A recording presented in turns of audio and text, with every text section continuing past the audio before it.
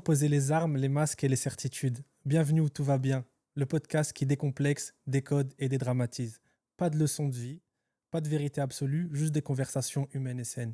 Ici, on parle de sujets qui nous font vibrer, réfléchir et parfois même rire. Parce que la vie, c'est pas toujours parfait, mais chez nous, tout va bien. Aujourd'hui, on a la chance de recevoir Mosha ou Mohamed. Mosha ou Mohamed Shakir. Mohamed Shakir, très beau prénom au passage. Je suis content de te recevoir aujourd'hui dans le podcast, Mohamed, Content d'être là aussi. dans la saison numéro 1 de Où tout va bien, qui réunit donc mon entourage, l'entourage qui m'a inspiré, qui m'a motivé, directement ou indirectement, par des paroles, des actions, tu vois.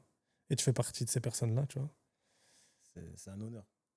Vraiment, ouais, mais vraiment, ça me touche que tu sois là. Et donc, au cours de ce podcast, on va parler un peu de ton parcours, de ce que tu as fait. J'ai des petites questions, tu vois. J'ai des petites questions. Tu me fais peur, tu me fais peur. Non, franchement, ça va aller, tu vois. Et en fait, la petite particularité, c'est qu'à la fin du podcast, tu vois, comme tu m'as motivé Mhm. et tu m'as poussé à... Tu as joué un rôle, en fait, dans ma vie, eh ben, je voudrais que tu donnes 3 personnes autour de toi qui t'ont motivé, qui ont eu une influence, en fait, sur la personne que tu es maintenant, qui ont eu un impact sur ta vie, Mhm. et t'engager à ce qu'une des 3 donc vienne au podcast. Ah, T'as le temps, hein. le temps du podcast. T'as le temps du podcast. Ok. Je commence à réfléchir alors. Ça enregistre à la caméra, donc si je dis les 3 personnes, après.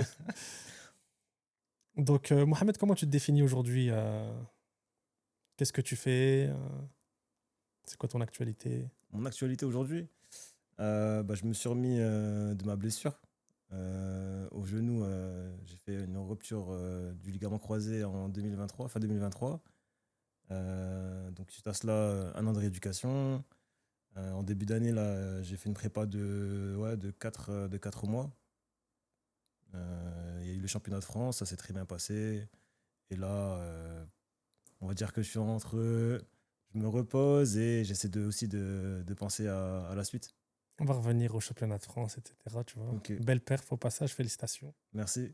On va revenir de toute façon sur tout ton parcours, Mhm. de, du début Ok. à tes dernières performances, aussi au lancement de ton business. Mais On va, quel business! on va évoquer ça, tu vois, on va parler de ça. Ah, en fait, on doit tout dire ici. On doit... C'est simple. T'as vu l'intro? Ouais. C'est sans filtre, on se dit les choses, tu vois.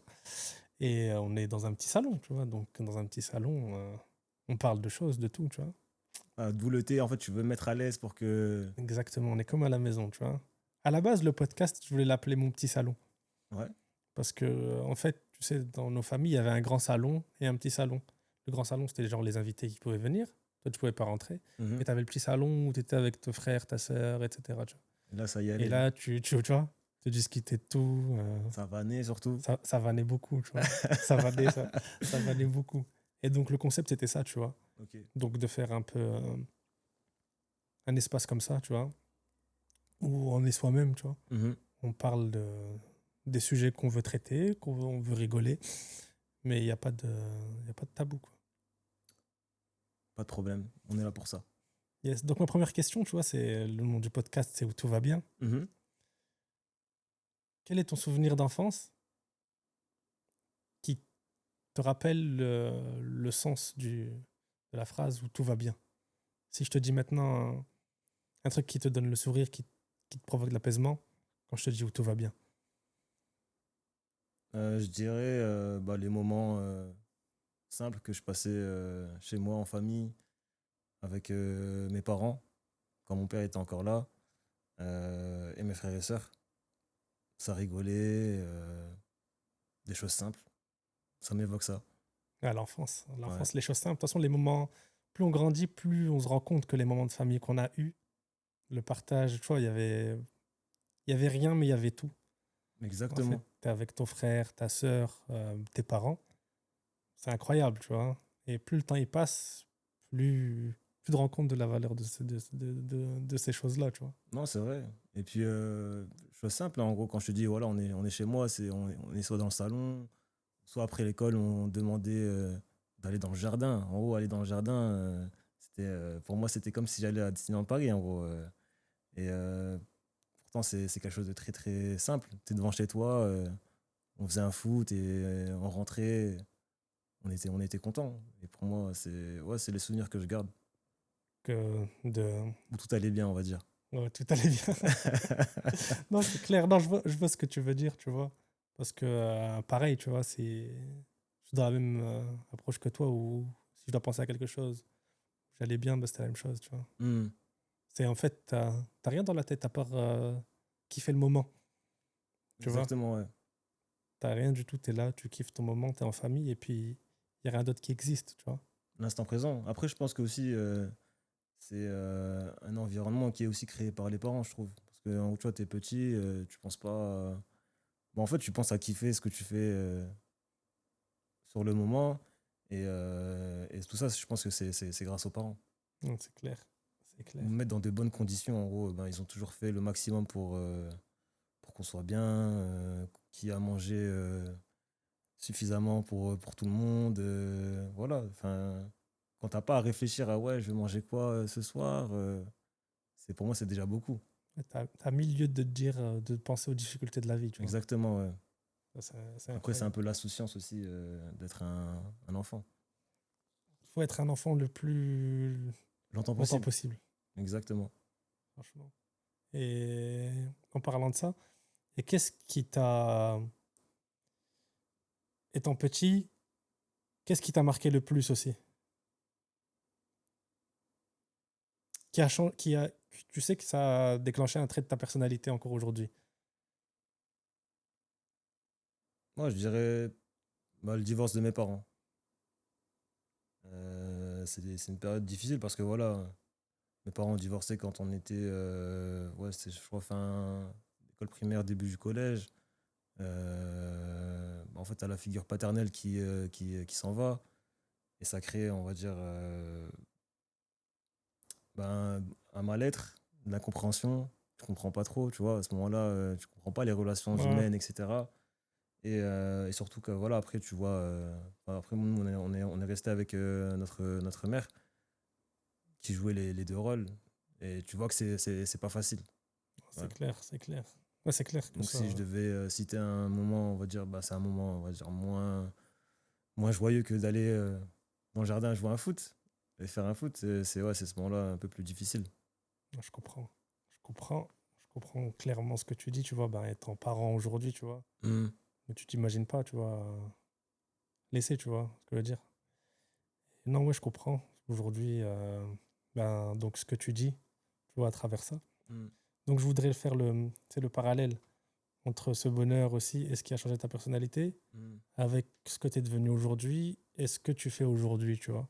Tu peux expliquer un peu ton parcours scolaire, ce que tu as fait jusqu'à maintenant? Euh, ouais, donc moi, j'ai eu un parcours classique, hein, on va dire. J'ai fait un bac scientifique au lycée de l'Europe. Ensuite, suite à cela, j'ai fait une première année de médecine que j'ai pas eu.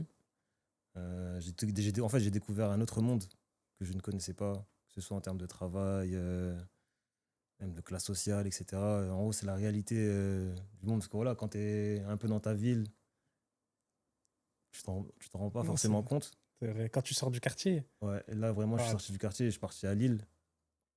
Et on va dire que j'ai découvert la vie. Et ça m'a mis une claque.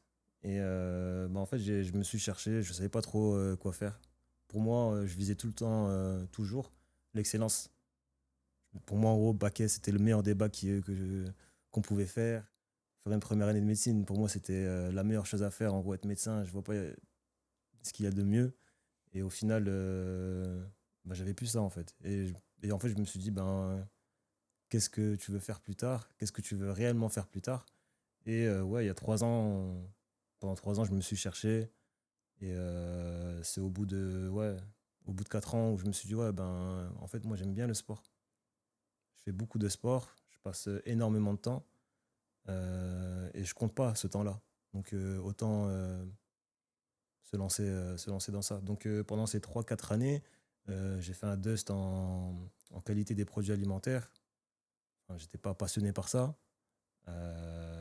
Ensuite, j'ai fait une licence pro en nutrition appliquée.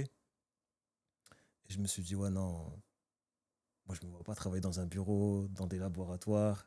Moi, j'aime bien être en sueur, j'aime bien être en contact avec les gens, j'aime bien transmettre, etc. Et en fait, j'ai découvert la discipline que je pratique aujourd'hui.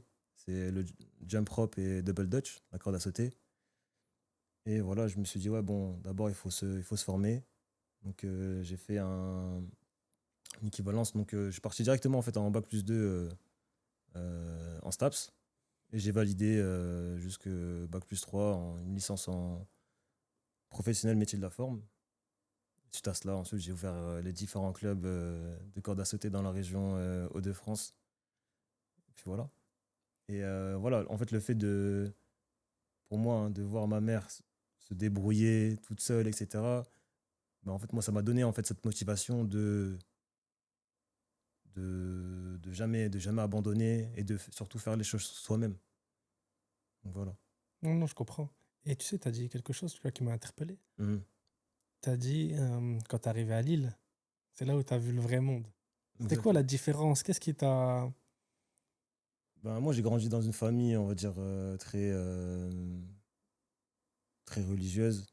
Euh, pour t'expliquer, moi, c'était école, mosquée, un peu le jardin. Et voilà. Et donc jusqu'au lycée. Et moi, pour ma part, voilà, enfin, j'étais un garçon assez réservé, introverti, je dirais timide. Euh, donc voilà, le fait de faire le grand saut à Lille en mode étudiant, indépendant, c'est ce que je voulais aussi, je recherchais en gros. Je voulais un peu couper le cordon, c'est ce que je disais à ma mère. Je disais, maman, là, moi, je veux prendre mon envol et tout, etc. Mais après, quand je suis arrivé là-bas, j'ai vu la réalité du terrain. C'est-à-dire que, ben, voilà, il y avait la bourse, il fallait payer le loyer de la chambre étudiante, faire les courses, faire à manger. euh, Après aussi les relations humaines, C'est plus les mêmes codes. c'est plus les mêmes codes. Et là, en fait, tu es en mode découverte, tu découvres. Et j'étais plus dans la découverte que, voilà, faut mettre un plan en termes de révision. Et en fait, j'étais autre part. J'étais pas concentré sur les études. C'était plus dans l'adaptation, en fait, tu vois. Exactement. Et Ouais. ça a pris un Plutôt temps. qu'être directement, en fait, dans les études, te mettre des process de travail et tout, etc. Mais ça Exactement. t'a formé, ça t'a appris des choses sur ça. Je dirais que. Ouais, non, parce qu'en gros, au départ, tu te dis, ouais, ben, en fait, moi, on n'est pas comme les autres. Je suis bizarre. Mais au final, j'ai appris que la meilleure des choses, en fait, c'est de rester soi-même. Et de pas vouloir ressembler aux autres, surtout pas. Et Parce que moi, le premier truc que tu fais, c'est mimer, tu vois, au exactement, ouais. début. Hein. Ah, pareil, hein. Ça, Tu quand je veux suis arrivé à intégrer. Lille et tout, c'est bah, Ouais. tu veux t'intégrer, donc tu veux plaire. Donc tu veux faire comme tout le monde, mais c'est pas toi. Voilà. Arrive à un moment donné, tu te dis, ouais, mais c'est pas moi, ça. Non, c'est vrai. C'est vrai, c'est vrai. Et il y a aussi cette part d'insouciance où, en gros, voilà. euh, Moi, la bourse, elle tombait. Je pensais qu'à acheter des nouvelles sapes. Mauvaise gestion. Mais c'est formateur, de toute Ouais, façon. Hein. ouais, ouais. Mais C'est après, voilà. formateur. En fait, Hein. t'as tout d'un coup. En fait, tu Et. passes de. Tu vois, on va pas se mentir, tu vois, on a grandi dans des familles où c'est assez strict quand même, tu vois. Tu rentres, c'est l'heure. Hmm, Tu vois ce que je veux dire? On sait ce que ouais. tu fais et tout. Ah, t'as de la liberté, t'as ton appart, tu vois, t'as un peu d'argent. Donc laisse tomber, tu vois. Moi, le truc, l'anecdote que j'avais quand je suis allé à Lille, tu vois, Ouais. un truc bidon, hein, c'est que j'avais mon appart, mais dans ma tête, on était encore 10 à la maison. C'est-à-dire, Ok. quand j'achetais des yaourts, j'achetais pour ma famille, tu vois. J'arrivais à la fin du mois, il me restait 20 yaourts, tu vois. Ouais, ouais, Fallait les finir avant la date de péremption, tu ouais. vois. Plein Ouais, de petits trucs comme ça. Mais c'est parce qu'en fait, tu penses, quand t'es chez toi, tu penses pas, en fait, à la gestion du foyer, tu vois. T'es là, exactement. Ouais. tu kiffes ta vie, tu vois, un peu, et après, t'es face aux réalités de la vie, à un nouveau monde aussi, parce que faut se faire accepter, tu vois. Hmm. C'est compliqué un peu, parce que ça te met aussi... déjà, on te fait un peu ressentir que t'es un peu différent, tu vois. Et ça, ouais, personne ne l'aime. Enfin, moi, personnellement, tu vois, c'est compliqué. Il y a un groupe, faut faire partie du groupe. Ouais, c'est clair. À ce moment-là, c'était ça. Ouais, parce que de toute façon, tu façonnes encore ta personnalité, tu vois. Exactement. Tu vois, t'as un âge où tu sais pas encore vraiment quitter, quoi, tu vois. Tu vois comment le monde y fonctionne, tu regardes ce qui est bien pour toi, tu le rejettes, tu fais un tri. Et c'est bien plus tard en moyenne, que tu vois vraiment quitter, c'est quoi tes... Bah, t'as des valeurs, mais que c'est une richesse, ta culture, que si t'es comme ça, c'est... La différence, c'est pas forcément moins bien, tu vois. Hum, Et t'apprends vraiment à être pleinement qui tu es, tu vois. ouais, mais en gros, là, tu parles de différence. Moi, j'ai toujours voulu être genre à part. Que ce soit dans mon style vestimentaire. Si en gros le groupe va à droite, moi je vais aller à gauche. Et, et c'est pour ça d'ailleurs que je me suis dirigé vers la corde à sauter. Parce que voilà, j'ai fait du volley, j'ai commencé par le volleyball. Ensuite, j'ai fait du foot, de l'athlétisme, un peu de gym, taekwondo quand je suis arrivé à Lille parce qu'il y avait cette offre en gros dans la, dans la métropole lilloise. Et malheureusement, ma carrière s'est vite arrêtée.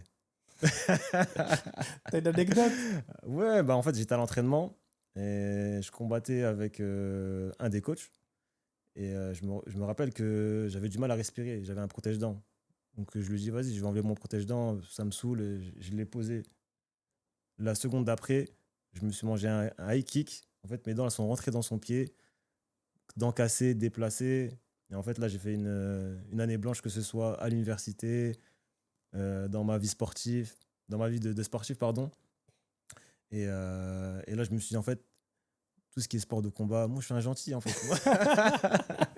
C'est pas pour moi. J'ai ça à Raphaël Tronchet, et voilà. On va recevoir bientôt en plus. Ouais. Et à partir de là, ben, en fait, j'ai découvert ben, la corde à sauter, je vais pas dire par hasard, parce qu'il n'y a jamais de hasard chez nous. En étant dans un stade avec ma sœur, on a vu un boxeur en train de sauter. Et en fait, elle l'a trouvé exceptionnel, extraordinaire. Elle m'a dit, mais regarde et tout, etc. Et comment il gère avec sa corde à sauter. J'ai asthma. Ça s'appelle asthma. J'ai asthma. Moi aussi, je peux le faire si je vais acheter une corde à sauter. Donc, j'en ai acheté une et j'ai commencé à m'entraîner de mon côté, tout ça, etc., en bas de mon immeuble. Et je commençais à faire des petites techniques, etc. Je me suis dit, ouais, en fait, peut-être que dans le monde, il y a d'autres personnes qui savent faire comme moi. Et j'ai tapé sur Internet et j'ai vu qu'il y avait. En gros, c'était une discipline à part entière. C'était en quelle année ça? Ça, c'était en 2011. Ouais, 2010-2011. Et en 2012, j'avais un stage de fin d'année à faire dans le cadre de ma licence professionnelle en nutrition appliquée. Et je l'ai fait en Angleterre, à Hull City. Je sais pas si tu connais Hull. Si, tu m'en avais parlé, si, même Ouais. le club de foot, mais à l'époque, tu m'en Ouais, avais. Ben Arfa a joué à Hull City Mhm. pendant un moment. Et donc là-bas, j'ai découvert qu'en en gros, aux États-Unis, enfin, pardon, en Angleterre, c'était vraiment bien développé. Et donc j'ai pu me fournir en cordes, en matériel. Et j'ai contacté un Français qui était à l'époque, bah, je pense qu'il était champion de France. Ouais, champion de France. Sur Instagram, j'ai contacté, je lui ai dit voilà, moi, j'aimerais bien, je débute et tout, etc. Est-ce qu'on peut établir un contact quand je rentre en France? Il m'a dit ouais, il n'y a pas de souci. Et Let's donc go. voilà, let's go. Donc on s'est rencontrés. Il m'a ramené dans un club à Paris, dans le 13e arrondissement, qui s'appelle Génération Double Dutch. Mhm. Et c'est là où tout a commencé pour moi Ça, dans la discipline. c'est incroyable parce que, en gros, c'est parti de. Je regarde quelqu'un qui fait de la corde à sauter. Ah, je Exactement, m'intéresse, je vois qu'il y a une discipline, je me mets dedans, tu vois. exactement. C'est direct le kiff. Bah, direct et surtout, je reviens à ce que je disais tout à l'heure. En gros, j'aime bien être différent. Je me dis en fait, j'ai jamais vu quelqu'un faire ces techniques. Bah, je vais être en gros l'un des premiers, et peut-être le seul. Et voilà, j'aime bien en gros ce côté, on va dire, marginal. Non, non, c'est fort parce que je me rappelle quand on faisait déjà devant chez toi. Ouais, Et après, il y avait de l'engouement, les petits ils venaient. exactement. Après, les petits du quartier venaient, on s'entraînait ensemble. Au début, il n'y avait pas de je suis Ouais, l'entraîneur et le vous sensei. êtes, Ouais. vous êtes mes athlètes, vous êtes mes élèves et je vais vous transmettre. C'était juste, on était au quartier et on kiffait. Et après, vraiment, là, il y avait un engouement tel que je me suis dit, il faut organiser ça autour peut-être d'un club sportif. Et c'est parti de là. On a créé, avec ma sœur et mon petit frère, Al-Had, on a créé le district de Boldoch. C'est en quelle année ça? Ça, c'était en 2014. Ouais, donc à peu près 2 3 ans après. Ouais. Et toi, tu me disais que Houma, ça voulait dire quartier, Ouais, le peuple. le Ok. peuple. Ben, district, et ben, en gros, pour moi, si tu vois, c'est district, c'est le quartier. En gros, Double Dutch de quartier. C'est pour ça qu'on l'a appelé comme ça. Ouais, je me rappelle devant chez toi avec les petits et tout, etc. Ah, franchement, bonne ambiance. Et moi, j'en garde des vraiment bons souvenirs. Et quand tu te dis, c'est quoi le moment, tu as survolé un peu, où tu te dis, vas-y, je crée ma structure. Qu'est-ce qui te fait dire ça, tu vois? Ben, comme je t'ai dit, j'étais à Paris. Donc, Ilyes, il s'appelle Ilyes Débat, m'a ramené à un entraînement, en gros, dans le 13e arrondissement. Et suite à cela, moi, j'étais sur ma dernière année en STAPS. Ouais, Donc, j'ai cherché un club et je me suis dit, je vais aller dans le meilleur des clubs qu'il y a à Paname. Moi, c'est l'excellence ou rien. non, non, c'est de la performance. Non, mais c'est Exactement. vrai. Donc, j'ai fait un an à Vitry, dans le club de Jonathan Maoto. On va dire c'est l'une des figures de proue dans la discipline. Plusieurs fois champion de France, plusieurs fois champion du monde. Il est responsable du développement au sein de la Fédération française. Et c'était lui l'entraîneur là-bas. Ok. Donc j'ai fait un an là-bas. Donc j'ai côtoyé, on va dire, tu vois, c'était la crème de la crème Ouais, des jumpers. Mais en même temps, je me sentais pas à ma place parce que voilà, je venais de débuter. Eux, je les voyais faire des shows, faire des spectacles. Et moi, en gros, j'étais dans l'apprentissage. Et je trouvais que, en fait, il y avait un fossé entre nous. Et je me suis dit, voilà, je prends ce qu'il y a à prendre et je vais remonter en fait dans le nord et je vais essayer de me développer à mon rythme et à ma façon. ok, ouais. Ouais, voilà. Ouais, je vois ce que tu veux dire. Tu prends ce qu'il y a à prendre, tu analyses un peu, tu dis, bah maintenant, je peux faire moi-même. Ouais. Je sais c'est quoi mes axes d'amélioration. Et je crée mon. En fait, c'est. Je remonte, je prends du niveau, je reviens et je leur montre que j'ai pris du niveau. Bah, après, c'est ce qui s'est passé parce qu'après, on était concurrents lors des compétitions et voilà, moi, j'en garde des bons souvenirs. Euh, on- Il y a eu Contest France qui a été fait et en gros, la finale, c'était District Double Dutch, donc mon club, mon groupe, avec Raphaël, Saddam, mon petit frère. Et c'était contre, justement, en gros, Jonathan Mauto et ses élèves. Donc pour moi, tu vois, c'est tout un symbole. Ah bah ouais, d'où tu viens déjà en quelle année, et après le chemin que tu parcours et où tu Ouais, arrives au niveau de la performance, tu vois. exactement. Ouais. Non, c'est fort ça. Et donc là, tu as décidé, en gros, quand tu remontes, donc de créer donc, le district Double Dutch. Comment ça se passe? Bah, après, voilà, je découvre, on va dire, le côté administratif, Ouais. s'occuper de la paperasse. Ah, parce qu'au début, c'est je kiffe devant la maison, je donne rendez-vous, on met Ouais, un petit sol, je me rappelle, des cordes à sauter. exactement. On avait un lino, c'était simple. Donc là, il faut démarcher la municipalité, faut faire une demande de gymnase, etc. Au début, on te dit non, on te connaît pas. Enfin, voilà, faut se faire connaître. En plus, tu viens, tu dis voilà, on va faire de la corde à sauter. Ils comprennent pas. Au début, ils associent ça à la cour de récréation, tu vois, ils comprennent pas, tu vois. Exactement. Après, on te prend pas forcément au sérieux. Et je pense que le truc qui a un peu tout débloqué, c'est notre participation à Talent Street. Ouais. Donc, en fait, il y a eu un casting qui a été fait par France O pour l'émission Talent Street. Au départ, c'était justement les élèves de Jonathan Mauto qui étaient sélectionnés. Ouais. Mais eux, en fait, ils étaient sur une autre. Enfin, ils avaient un autre plan, donc ils se sont désistés. Donc l'émission était à la recherche d'une équipe et on a passé le casting et on a été pris. Ouais. Donc à l'époque, c'était vraiment le premier groupe, le noyau primaire, avec Raphaël Tronchet, Saddam, ma petite sœur Asma et Alhad, mon petit frère. Et après, il y avait ma petite, enfin, une de mes voisines, enfin, maintenant elle est plus petite, mais à l'époque, elle avait peut-être 6 ans, Shana, et Abidine. Donc, on a passé le casting et on a fait l'émission. On a passé plusieurs étapes dans l'émission et tout, etc. Et à cette époque-là, vraiment, il y avait des grands noms que tu entends aujourd'hui, que ce soit dans le milieu musical ou dans la danse. Il y avait Sheila à l'époque, elle n'était pas Ok. encore connue, la rappeuse. Salif des Crook Boys, je sais pas Ouais, si si, lui qui danse. celui qui danse, Ouais, ouais, un fan de Michael Jackson. ouais, si.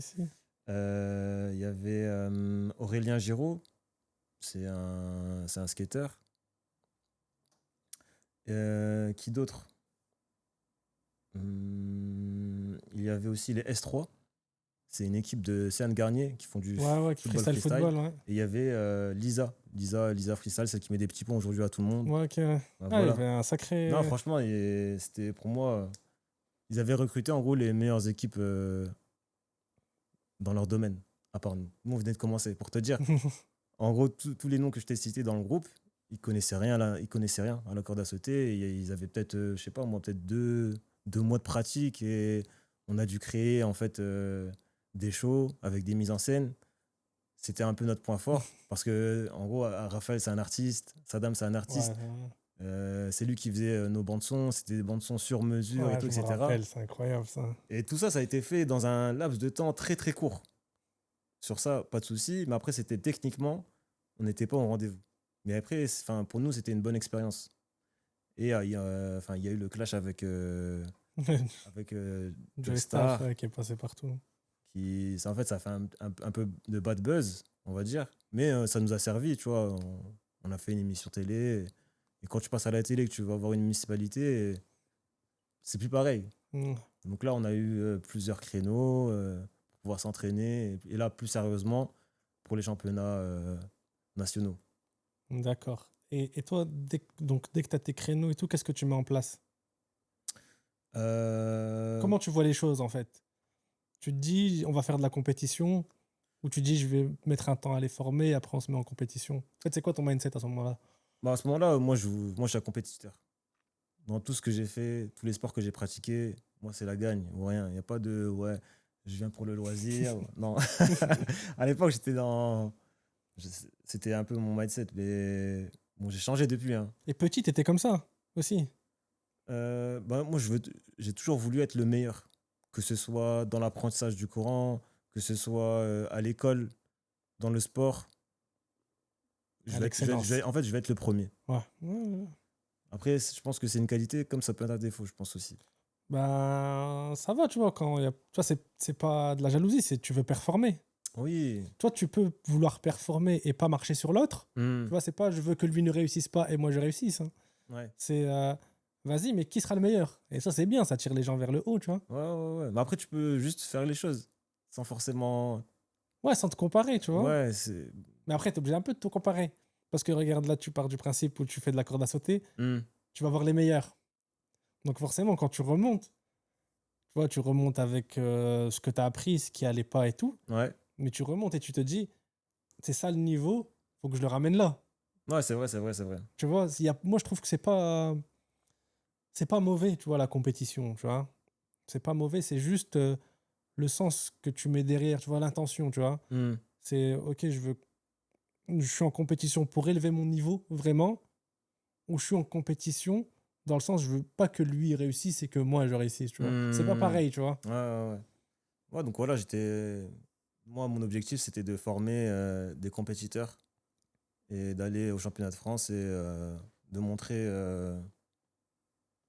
ce qu'était le district de Beldoche. Et le district de Beldoche, euh, il- quand je l'écris avec ma soeur et mon frère, en gros, c'était autour de valeurs, on va dire, familiales. En gros, la vision, c'était de partager, d'être humble, de persévérer dans ce qu'on fait et de surtout avoir une certaine rigueur. Donc, pour moi, sur ce côté-là, je pense avoir formé des athlètes et des vrais qui partaient de zéro.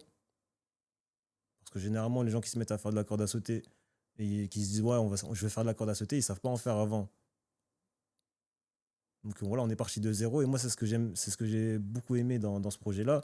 C'était de partir de zéro. Un sport qui est méconnu. Et surtout, en gros, dans la région et surtout dans la ville d'où on vient, à Grande-Synthe. En gros, on a tout créé de A à Z. Et moi c'est ce que j'ai aimé. En quelle année vous faites votre premier championnat de France? Le premier championnat de France, il me semble que c'est deux- on n'a pas fait un championnat de France, on a fait une compétition qui s'appelle le Contest France. Ok. C'est une compétition qui est moins académique. En gros, là, c'est un show chorégraphié à présenter. Et il y a aussi une épreuve de vitesse. Donc nous, en fait, on a présenté un show. Je pense maintenant, non, on n'est pas parti en France d'abord. On a fait une compétition en Belgique. Ok, ouais. En Belgique, c'est notre première compétition. En fait, c'est le contest, mais en Belgique. Pareil, show chorégraphié avec une épreuve de vitesse. Et là, c'était le même groupe, hein, Raphaël. D'ailleurs, vous pouvez retrouver les vidéos sur la chaîne YouTube District Double Dutch. On va le mettre en lien. On va mettre la page YouTube. Et voilà, Voilà. on a créé un show dont le thème était la télé. On l'a nommé le show TV. Bah, vous pourrez voir le show en direct sur la page YouTube du District Double Dutch. Donc voilà, beaucoup on va dire de créativité, de mise en scène. On n'a pas remporté la compétition, mais pour moi, le show était presque parfait parce que moi, ce que je veux quand je présente quelque chose, c'est de créer des émotions et de surprendre le public. Et tu vois, c'était rare en fait, les mises en scène. Donc nous, le fait d'arriver, de, euh, de matérialiser une télé avec la corde, avec un présentateur, Ouais, beaucoup de références à des dessins animés connus à l'époque, Jeanne et Serge le Volet, les Looney Tunes à l'époque. Donc je pense que sur ça, ben, au-delà de gagner, pour nous, le plus important, c'était de gagner le cœur du public et de les émouvoir. Et ça a été ça, en fait, notre ligne directrice au fil des années. Donc la première compétition, ouais, c'était en Belgique. c'était en Belgique. En Belgique, et on a présenté ce show-là au Contest France. Donc on est arrivé en finale, justement, contre l'une des meilleures équipes à l'époque, c'était les 4 de légende. Voilà, on a perdu. Ouais, mais ça Non, il faut le sert. dire, il faut le Ça dire, sert, il faut le faut le dire, il faut dire, le il faut dire. le dire. Mais ça sert, Faut le les dire. échecs. Ça te forge, hein. Exactement. Et comme je dis, en gros, les échecs, enfin, en gros, la victoire, c'est la forme parfaite de tes échecs. C'est grâce à tout ce que tu rates au fil des années qui vont te ramener en fait au succès et à la réussite. Faut pas avoir peur de rater. Et moi, je pense que j'ai appris, j'ai beaucoup appris et je pense qu'on apprend tous de nos échecs. Je suis totalement d'accord avec toi. Et quand tu perds cette finale, tu rentres comment? Ben, je me dis, parce qu'ils ont, en fait, le fait qu'il y ait ben, les meilleurs jumpers français face à nous et qu'ils mettent en gros leurs meilleurs accros, ils ont tout donné. Ben, moi, je me suis dit, en fait, ils nous respectent. Si vraiment ils donnent tout, c'est que, voilà, Faites quelque chose. ouais. On est quelqu'un. Donc moi, ça m'a conforté sur ça. Et après, on est rentré et on a travaillé sur un autre show avec un autre thème à présenter l'année d'après. Et l'année d'après, vous faites quoi? L'année d'après, on présente pareil, on passe toujours par la Belgique. On présente un show avec un thème mariage. Je pense que pour moi, c'est l'un des meilleurs shows qu'on ait pu présenter. Malheureusement, voilà, il y avait de la concurrence. Je crois que ce sont les Allemands qui arrivent premier, deuxième Japon, troisième une équipe belge et on arrive quatrième. On arrive troisième sur la vitesse et on n'a pas pu le présenter en France. en tout cas dans les mêmes conditions, parce qu'en gros, en Belgique, c'est présenté dans un théâtre. Et je pense que l'année d'après, en France, ils ont couplé le championnat de France avec le contest. Et c'était dans un gymnase, donc c'est pas pareil, parce Le rendu, ça donne voilà, pas on pareil. utilise beaucoup les coulisses, etc. Donc à partir de là, on s'est mis à faire de la compétition, on va dire, plus académique en championnat. Ouais, c'est quoi? T'as parlé de vitesse, tu peux expliquer ce que c'est la vitesse? Donc là, pour le contest en vitesse, dans le double dutch, donc c'est deux personnes qui vont tourner deux cordes et une troisième personne à l'intérieur qui va réaliser un maximum de sauts en alterné dans un temps imparti. Et là, au contest, c'était 2 fois 30 secondes. T'as ça et t'as ça aussi en solo, ouais. Exactement. Ouais. T'as vu, je connais un peu. Non, mais d'ailleurs, on t'a pas vu sauter dans les cordes. C'est bizarre ça. Non, tu vois, faut que j'apprenne. Ouais, non, ça, On fera une faut qu'on vidéo, fasse. on va faire une vidéo. Une initiation. Exactement. Ouais. On fera une initiation. En fait, tu nous as beaucoup filmé, mais tu t'es pas passé Moi, tu vois, j'étais devant. derrière la caméra. Ouais. Tu vois. Et donc, c'était en quelle année le deuxième 2017. Ok. 2017, ouais. 2017, et je crois que c'était la première année où on participait aussi au championnat de France. Donc là, voilà, c'est une autre préparation parce que là, c'est des épreuves, on va dire, plus académiques, un peu comme à la gym. Il faut faire un freestyle avec des figures qui Ouais, sont. ouais. Il y a des codes, il y a des notations, etc. Alors qu'au contest, c'est plus artistique. Donc Ouais. c'est plus subjectif. Donc là, tu peux on arriver avec nos mises en scène, etc. C'est plus ouvert. Ouais, je vois ce que tu veux dire. C'est moins fermé le cadre, il est Exactement, ouais. plus de liberté, on va dire. Exactement. Mais, Et tu peux ça, surprendre aussi. mais ça ne nous a pas empêché de garder cette expression artistique au championnat de France. Donc nos enchaînements, parce qu'il faut réaliser des enchaînements, par exemple, en corde à sauter simple, un freestyle qui dure entre 45 secondes et 1 minute 15. Nous, on avait toujours cette petite touche, on va dire, artistique. On était très musicaux, on utilisait beaucoup la musique, chose qui n'était pas faite par tous les clubs. Donc je trouve que voilà, on avait cette signature.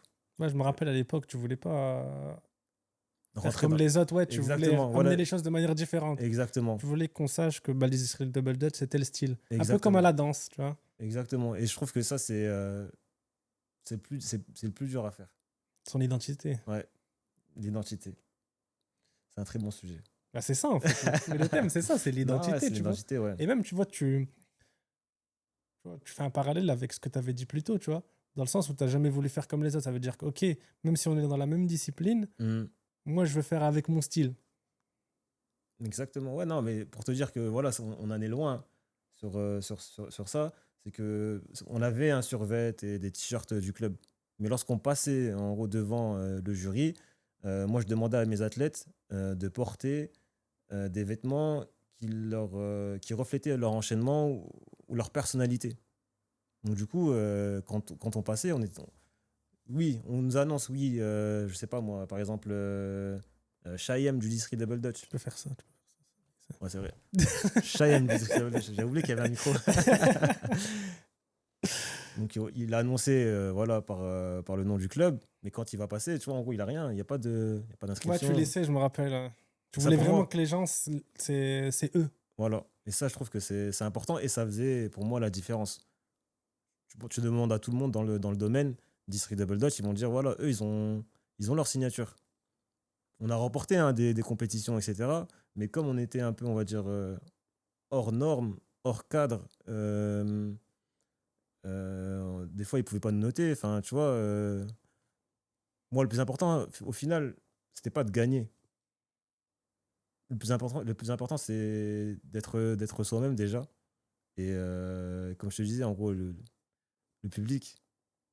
Ouais, je vois ce que tu veux dire. Mais tu vois, dans un sens, tu vois, tu dis que tu es compétiteur. Hmm. Mais en gros, Mais je vais pas me c'est- travestir pour voilà, gagner. ouais, c'était ce sens-là, tu vois. Ouais. Je vais dans mon délire jusque la fin. Jusqu'à pouvoir gagner, en gros. Avec mes armes, pas avec les armes des autres. Par exemple, moi, voilà, j'ai fait un peu de gym, mais j'aime pas en fait tout ce qui est. J'ai le vertige. Voilà, non, je le dis, j'ai le vertige. Tout ce qui est salto et tout, etc. J'ai essayé, j'arrive pas, j'ai un blocage. Mm. En fait, je suis pas quelqu'un d'aérien. Alors que ce sont les acrobaties qui vont apporter des points Ouais. enfin, au championnat de France. Tu fais un roda de salto arrière, t'as gagné des points. Moi, j'arrive pas, c'est pas mon truc. Moi, je suis terrien. Je suis un terrien. Donc, je vais beaucoup jouer sur les manipulations, etc. Je suis avec mes armes. Et je vais pas, en gros. Enfin, après, c'est vrai qu'il faut surpasser ses peurs, etc. Nanana. Non, moi, j'ai pas envie. Je fais avec ce que j'ai. Et je pousse le délire jusqu'au. Ouais, voilà. Non. Ça a marché hein, pour certains de mes athlètes. Ils ont remporté des titres. Et moi, je suis content. Ouais, ça veut dire que le style que tu as développé et les bases que tu as inculquées, tu les as pas bridées. C'est-à-dire Exactement. que si eux, toi, tu leur donnais tes bases à toi, Oui. et eux, si vous, Techniquement, voilà, et eux, s'ils voulaient avoir un style plutôt aérien, ce que t'es pas, ils pouvaient aller aussi dans ce sens-là. exactement. Donc voilà. Non, non, c'est top. Et donc, ensuite, après, c'est en quelle année que tu fais ton premier événement? Parce qu'après, tu fais ton premier événement. C'est vrai, c'est vrai. En fait, quand j'ai vu comment ça se passait dans l'organisation du championnat de France, c'est le moment où en gros tous les clubs se réunissent. Euh, je veux dire qu'il y a des choses qui sont bien, des choses qui sont moins bien dans l'organisation. Je me suis dit, j'aimerais bien à l'avenir préparer en gros et recevoir les athlètes pour le championnat de France, en gros organiser le championnat de France avec le club. Mais avant cela, il fallait faire des tests. Et c'était l'année où en gros il y avait, je pense, le pic en termes d'inscription, de nombre d'athlètes. Et ça tombait bien. Je voulais organiser un événement. Il y a beaucoup d'athlètes, donc on va faire une sélection en interne. Et on a organisé les sélections du championnat de France à Grande-Sainte, au Palais du Littoral. C'est vrai, c'est avec une scène, voilà. C'est, je pense que c'est l'un des meilleurs lieux dans la ville pour préparer un événement. Et je pense que c'était en 2019. Ouais, je pense aussi à 2018. 2019, ouais, c'était juste avant le Covid. Je pense 2019, ouais. Parce Oh, que cette année-là, on a fait événement au Palais du Littoral. On a remporté le contest France. Donc, on était qualifié pour le contest World au Japon. Ouais. Et on a fait aussi l'Apollo Théâtre aux États-Unis. Ouais, ça, l'Apollo Théâtre, c'était encore après. C'était en 2019, mais en fin d'année, ouais. C'était pas en- Ça, tout ça, c'était en 2019, je me rappelle. Tout ça, c'était en Ouais, parce 2019. que c'est vraiment l'année face, on va dire, du club. Incroyable. Donc, tu Ouais, fais ton événement, après, vous allez au Japon. Tu gagnes d'abord le contest. exactement. Ouais. On gagne le contest et on va au Japon. On va au Japon. Pays du double Dutch, entre guillemets. Le pays du double dutch, c'est plus les États-Unis. Mais je trouve que voilà, les pays asiatiques ont un très très bon niveau, si ce n'est, on va dire, le meilleur niveau. Japon, Chine, Chine pour les épreuves, on va dire, athlétiques, des machines de guerre. Le Japon, artistiquement, c'est fort parce que ce sont beaucoup des danseurs qui se sont mis à la corde à sauter, donc ils ont ce côté, on va dire, ce côté musical. Et ils sont dans l'excellence aussi, Ouais, hein, les voilà, Japonais, exactement. dans Ouais. tout ce qu'ils font. C'est incroyable, hein. En organisation, franchement, ils avaient un compte à rebours. On avait rendez-vous, je sais pas, si je crois que c'était peut-être 13h devant la salle. Euh, midi 59, compte à rebours. Allez, c'est bon, on peut y aller, on rentre. C'était vraiment timé. Non, mais incroyable. Et donc, on a fait la compétition. Malheureusement, on a floppé, hein. Comme c'est dit dans la vidéo du récap. On a totalement raté notre prestation. Pourtant, on avait fait un show avec un thème, on va dire, animé, etc. C'était un petit clin d'œil au Japon. Malheureusement, c'est pas passé, mais après, ça reste une bonne expérience. En rentrant, je me suis dit, on peut pas rester sur une note comme ça. Il faut qu'on rebondisse, pardon. Donc, on a créé un autre show pour les États-Unis.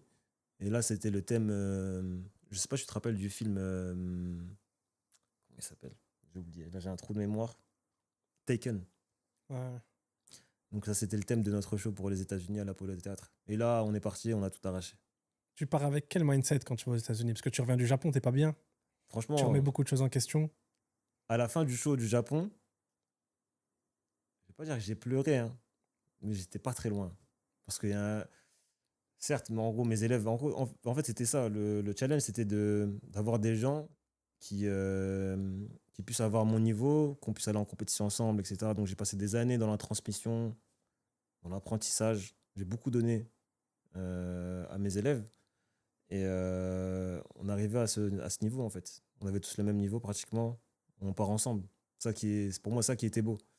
Mais moi, derrière, j'ai beaucoup investi, que ce soit financièrement.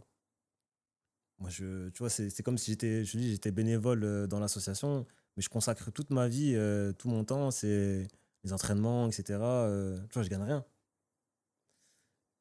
Et ben, il faut organiser les voyages, faut payer les trajets, enfin, en fait, moi, j'ai tout ça derrière moi. Et j'assume, tu vois, cette responsabilité-là, je l'ai choisie. Mais arrivé là-bas, on arrive, je pense, avec différentes motivations. Et je pense que c'est ce qui a fait qu'on a raté. Et moi, je ne suis pas effondré, mais je dirais, voilà, ça m'a mis un petit coup au moral. C'est normal, tu vois. Ça m'a mis un petit coup au moral. Donc, je me suis dit, voilà, on va se servir de ça. Et je pense que ça m'a fait du bien, en fait. Ça m'a fait du bien de rater. Je me suis dit, ouais, voilà, là, on va aller aux États-Unis et on va essayer c'est même pas on va essayer, on y va et on va présenter. Je voulais même pas gagner, juste présenter ce qu'on a préparé pendant des mois. Et ça a marché. Quelle énergie et tout. T'es parti avec nous ou pas? Non, non, aux États-Unis, non. Non. Euh, Après, voilà, c'est le pays du double dutch. C'était à Harlem. C'est l'endroit où le double dutch, pardon, s'est développé. En plus, à l'Apollo Théâtre, c'est une scène, Ouais, on va dire, mythique. mythique. Ouais.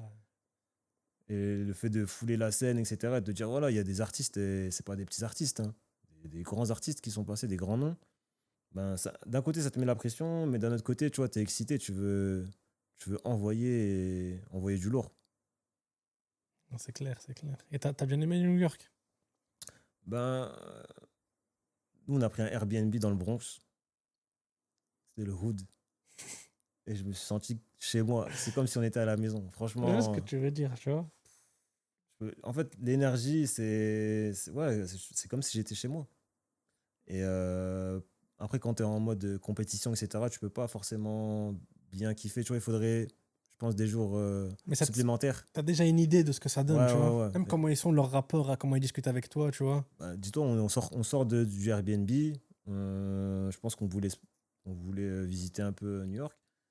En sortant, on tombe sur un mec qui nous dit Eh, vous chantez Parce que je crois Raphaël fredonnait un air. Et, et on lui dit ouais, il y a des chanteurs et tout, etc. Il me dit ouais, moi aussi je rappe et tout, etc. Et sa dame lui dit vas-y, rappe. Il commence à lui faire Ouais, tu un beatbox. petit rythme beatbox. Et bam, c'est pas, tu vois, c'est parti, il commence à rapper. C'est pas un rap. Non, là c'était vraiment, il a rappé. J'ai dit non, la connexion elle s'est faite trop vite. Ils ont le relationnel facile. Ouais, non, franchement, c'est fort. Tu vois ce que je veux dire? Il n'y a pas de. La discussion, elle est fluide. En Après, tout je cas, peux c'est pas te l'image que refaire ce j'avais qu'il de New a, York. je peux pas te refaire le beatbox et. Allez refaire. Non, mais la manière d'approcher les gens, Ouais, de discuter, d'échanger, tu vois, il n'y a rien. C'est ça que et, moi j'ai aimé à New York, tu vois. et on a donné des initiations dans les écoles, etc. En fait, c'est comme à la télé. Ouais, C'est comme à la télé. Et moi, j'aimerais bien y retourner. Donc, moi, je connais plein de gars qui y vont. Et ils vont tous les ans, en gros. C'est comme si, j'ai l'impression qu'ils redécouvrent à chaque fois ou découvrent d'autres choses Ah, c'est grand, tellement. c'est grand, hein, c'est grand, c'est grand.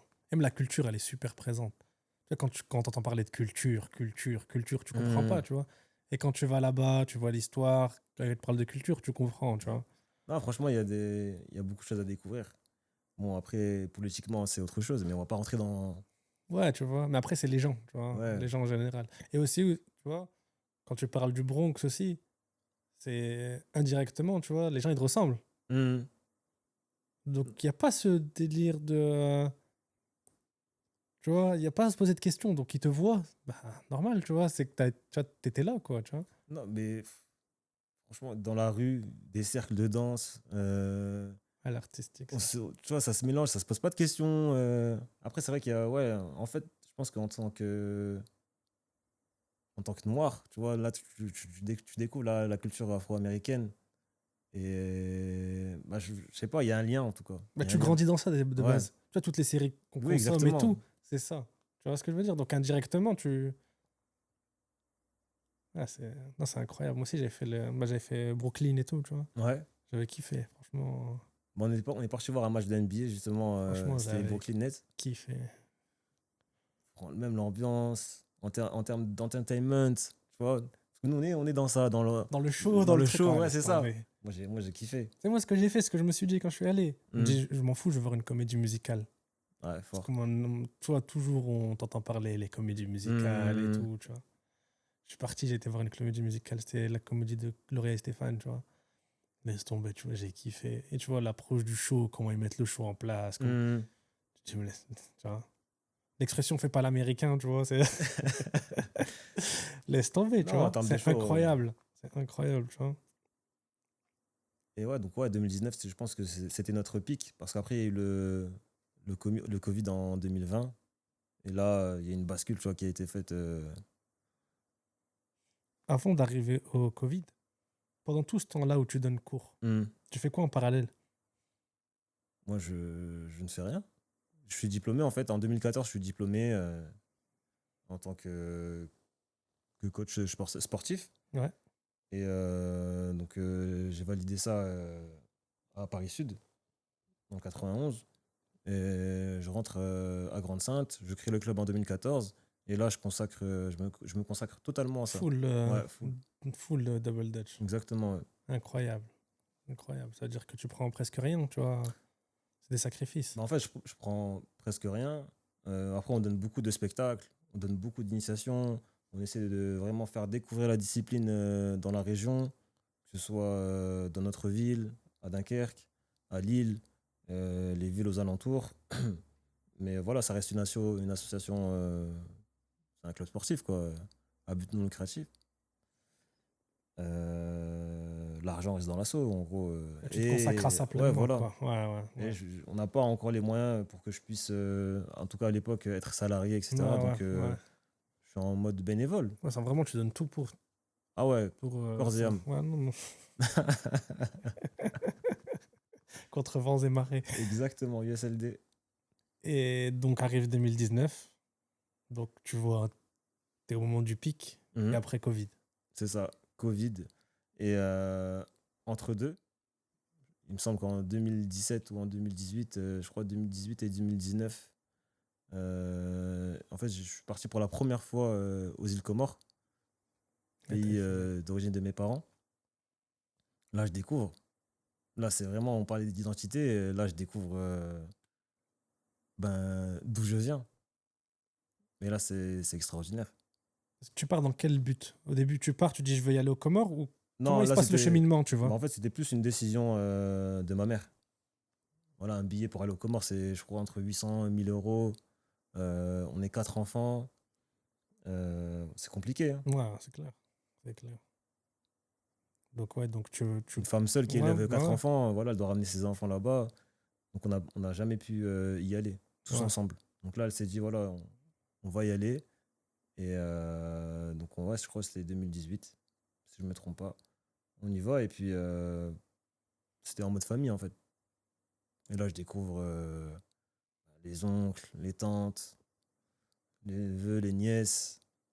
Et des moments voilà, qui sont marqués à vie. Tu vois la pauvreté aussi du pays.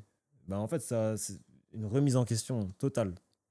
Ouais. Enfin, tout à l'heure, au début du podcast, je te disais que voilà, j'ai découvert la vie en allant à Lille. Là, j'ai redécouvert la vie en allant là-bas. Parce que c'est vraiment. En plus, t'as tes racines, donc il y a tout qui se chamboule, tu Ouais, vois. ouais, non, franchement, Tu vois d'où tu viens. c'était un moment fort en émotion. Qu'est-ce que tu retiens de ce voyage? Déjà, qu'est-ce qui te marque le plus? Bah, je pense que c'est important de savoir d'où on vient. C'est important de savoir d'où on vient. Et la famille, c'est ce qu'il y a de plus précieux je pense, dans la vie. Parce que quand j'ai vu, en gros, leurs gestes, ils sont pauvres, hein, ils ont rien. Mais en fait, ils sont pauvres, mais ils sont riches. Je sais pas comment t'expliquer. Et je comprends. Je comprends parce que, tu sais, il n'y a pas longtemps, j'ai fait un voyage au Maroc, Ouais. tu vois. Et on a traversé le Maroc, mais pas comme je faisais quand j'étais petit. Hmm. On a traversé, en gros, c'était du hors-piste. Ouais. On passait pas par les routes conventionnelles et tout. Donc on passait, par exemple, des fois, on faisait 20-30 kilomètres entre Mhm. les montagnes.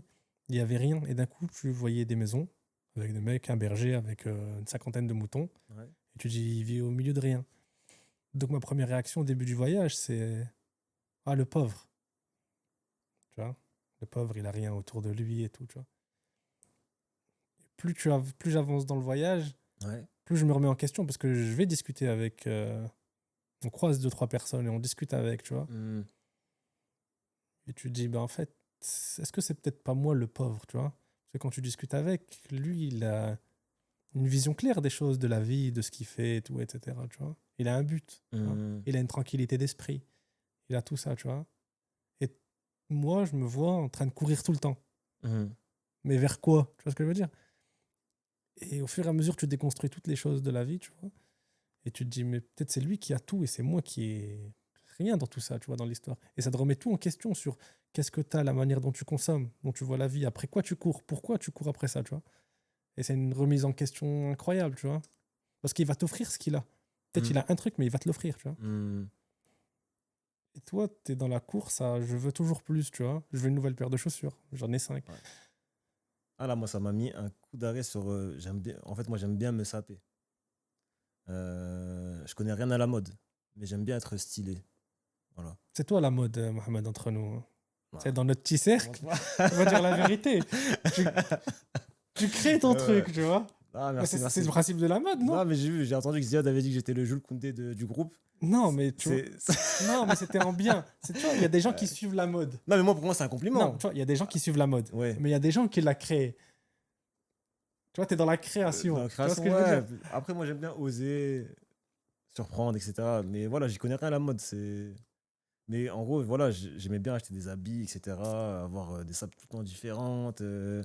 Ouais, ma paire de baskets, il faut 3 couleurs minimum qui se suivent avec. Quand je suis parti là-bas, et en revenant, j'ai donné beaucoup de mes habits. En fait, j'ai fait un reset. J'ai dit, en fait, En fait, le plus riche, c'est pas celui qui possède le plus, c'est celui qui n'a rien.